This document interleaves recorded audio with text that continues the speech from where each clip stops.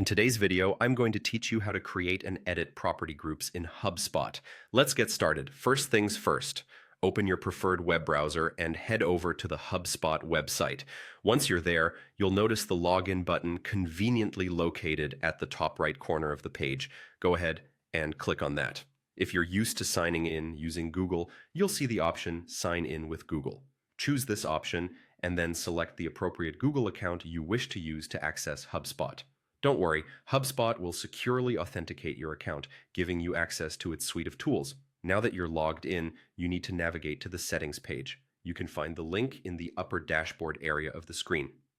Clicking this will take you to the settings area where you'll manage most of your HubSpot configurations. It's always a good idea to familiarize yourself with this page if you haven't done so already. Once you are in the settings, look for the Properties section. It might be easy to overlook since there are various options, but keep your eyes peeled for a section that deals with properties. Clicking on this will open a whole new world of customization possibilities, and it's where we're going next. Now, at the top, you'll notice a Groups tab.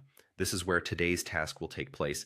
Click on this tab to access the property groups. Once in this section, things start to get more exciting as you're about to create a new property group.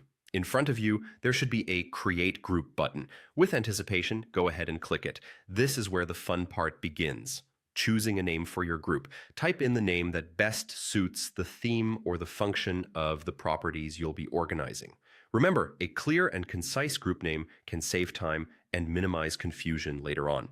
After you've decided on a perfect name for your new group, all that's left is to save your creation. By clicking the Save button, HubSpot will store your newly created property group, making it available for future use within the platform.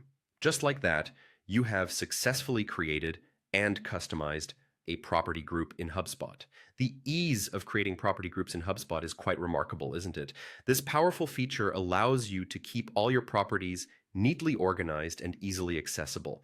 So whether you are managing contacts or companies, grouping properties can significantly streamline your workflow. Thank you for joining me today, and I hope this guide has demystified another one of HubSpot's excellent features for you. Until next time, happy organizing.